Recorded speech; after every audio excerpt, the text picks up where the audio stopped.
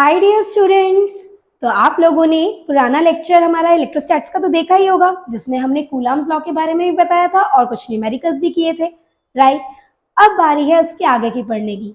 आज हम लोग जानेंगे कि एक चार्ज की वजह से आखिर दूसरे चार्ज पर इम्पैक्ट जो पड़ता है उसमें किस तरीके की फील्ड प्रोड्यूस होती है। क्या कोई दूसरा चार्ज हम पर इतना इम्पैक्ट डाल सकता है कि हमारी वजह से कुछ इलेक्ट्रिक फील्ड प्रोड्यूस हो। तो यही सब हम आज के इस लेक्चर में पढ़ेंगे। मैं जूही मैम आप लोगों को इलेक्ट्रोस्टैटिक्स पढ़ाने फिर से आ गई हूँ। आई होप आप लोगों को हमारी वीडियो पसंद आएगी और आप हमारे चैनल को लाइक और सब्सक्राइब करना ना भूलिएगा। चलिए बात करते हैं इलेक्ट्रिक फील्ड की। जनरली एक स्पेस चार्ज, मान लो कि मेरे पास एक चार्ज है, उसके आसपास के अराउंड की स्पेस जिसमें वो दूसरे चार्ज के प्रेजेंस होने की वजह से अपने ऊपर एक फोर्स ऑफ अट्रैक्शन या फिर फोर्स ऑफ रिपल्शन महसूस करेगा, उसी चीज को हम बोलेंगे इलेक्ट्रिक फील्ड। कुछ थोड़ा सा कंफ्यूजिंग लगा? कोई बात नहीं। इसे ऐसे समझो कि आप लोगों की क्लास एक एवरेज क्लास है। अभी तक जितने टेस्ट हो रहे हैं सबके एवरेज नंबर आ रहे हैं, किसी के अंदर कोई गोल नहीं है, कोई मोटिव नहीं है, राइट। और ऑल ऑफ सडन 3-4 बच्चे आप लोगों की क्लास में एंटर हो जाते हैं और वो 3-4 बच्चे इतने अच्छे हैं कि वो आप लोगों को क्या दे रहे हैं, एक कंपटीशन दे रहे हैं। अब ऐसे में क्या होगा, आप लोग भी पढ़ना चालू कर देंगे, राइट।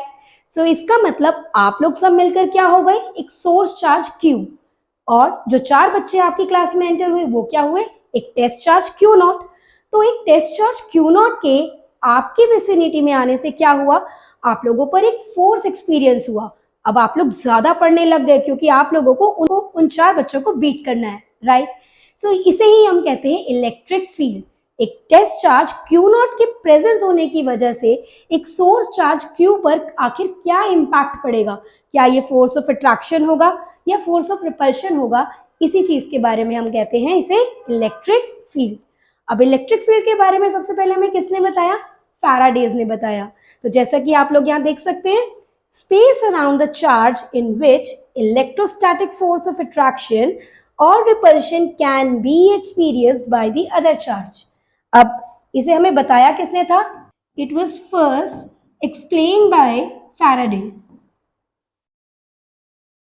जनरली फैराडे का इसके पीछे ये मकसद था कि वो ये बताना चाहते थे कि एक टेस्ट चार्ज की वजह से आखिर सोर्स चार्ज पर क्या इम्पैक्ट पड़ सकता है, क्योंकि इसी की वजह से तो हम आगे आने वाली चीजों में डिवाइसेस बना सकते थे और नई नई चीजें कर सकते थे। तो अब इलेक्ट्रिक फील्ड के बारे में हम लोग ये तो जान ही चुके हैं कि आखिर इलेक्ट्रिक फील्ड होती क्या है, लेकिन इसकी डायरेक्शन के ऊपर भी बात कर लेते हैं। तो जनरली एक पॉजिटिव चार्ज से इलेक्ट्रिक फील्ड लाइंस बाहर की तरफ आती है, यानी कि रेडियली आउटवर्ड, और इसी तरह एक नेगेटिव चार्ज में इलेक्ट्रिक फील्ड लाइंस कैसी होती है, बोलो बोलो, रेडियली इनवर्ड्स। एक डायपोल के अलोंग भी अगर हम electric field of lines produce करें तो पॉजिटिव की तरफ से क्या होंगी, रेडियली आउटवर्ड, और नेगेटिव की तरफ क्या होंगी, रेडियली इनवर्ड। तो कुछ इस तरीके की इलेक्ट्रिक फील्ड लाइंस बनेंगी। तो अब देखो, इलेक्ट्रिक फील्ड के बारे में हमें मैग्नीट्यूड भी पता चल गया और इसकी डायरेक्शन की भी नॉलेज हो गई। तो बताओ ये कैसी क्वांटिटी हुई, यस, ये वेक्टर क्वांटिटी हुई। जैसा कि मैंने आपको प्रीवियस लेक्चर में भी बताया था कि वेक्टर्स और स्केलर की नॉलेज होना बहुत जरूरी है। आखिर इसी की वजह से तो आप लोग न्यूमेरिकल्स कैलकुलेट कर पाएंगे, क्योंकि अगर आप लोगों को ये पता है कि इलेक्ट्रिक फील्ड वेक्टर क्वांटिटी है और दूसरे चार्ज के आपकी विसिनिटी में आने की वजह से आपके ऊपर एक इम्पैक्ट पड़ता है, तभी तो आप फोर्सेस अप्लाई करके इसको रिजल्टेंट फोर्स में निकाल पाएंगे या रिजल्टेंट इलेक्ट्रिक फील्ड निकाल पाएंगे, राइट। सो इसी नॉलेज से हम लोग आगे बढ़ेंगे। सो हम यहाँ पर बता रहे हैं कि जैसे कि यहाँ पर मेरे पास एक पॉजिटिव चार्ज रखा था Q1 और एक नेगेटिव चार्ज था Q2। तो हम लोगों ने क्या देखा कि एक टेस्ट चार्ज Q जब मैं इनकी क्लोज प्रॉक्सिमिटी में ले आई तो क्या हुआ, इस पॉजिटिव चार्ज की वजह से पॉजिटिव पर क्या हुआ, रिपल्शन, जो कि मैंने यहाँ दिखा दिया F1 की वजह से, और इस नेगेटिव चार्ज की वजह से क्या हुआ, फोर्सेस ऑफ अट्रैक्शन। बट अब अगर ध्यान से देखें तो एक फोर्स इस तरफ, दूसरा फोर्स इस तरफ, तो इलेक्ट्रिक फील्ड जो रिजल्टेंट होगी वो कहाँ प्रोड्यूस होगी, इन दोनों के सेंटर में। अगर ये दोनों फोर्सेस इक्वल हुए तो एंगल बाइसेक्टर पे, और टोटल इलेक्ट्रिक फील्ड क्या होगी, F1 plus F2 bye Q। यहाँ पर ये भी समझना बहुत जरूरी है कि क्या एक टेस्ट चार्ज का इफेक्ट पड़ेगा इलेक्ट्रिक फील्ड पर, हाँ या ना, बिल्कुल हाँ।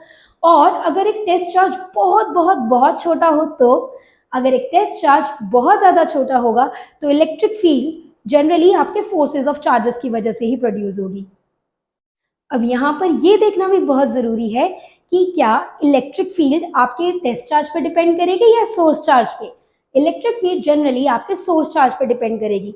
खुद सोचकर देखो, फोर्स डायरेक्टली प्रोपोर्शनल है आपके टेस्ट चार्ज क्यू नॉट के, तो force upon Q not electric field के ऊपर कैसा इंपैक्ट डालेगा, कुछ भी नहीं। तो जनरली इलेक्ट्रिक फील्ड जो प्रोड्यूस हो रही है वो आपके सोर्स चार्ज की वजह से हो रही है, ना कि टेस्ट चार्ज की वजह से।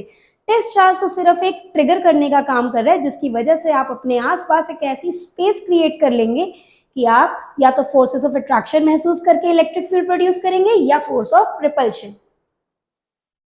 अब इसके बारे में एक और चीज हमें फैराडेज ने ये भी बताई कि अगर हमारा टेस्ट चार्ज किसी पॉइंट पर रख दिया जाए और वो वहां पर अपने ऊपर कोई फोर्स एक्सपीरियंस नहीं कर रहा, तो इसका मतलब वहां पर कोई इलेक्ट्रिक फील्ड भी उस पॉइंट पे प्रोड्यूस नहीं हो रही है।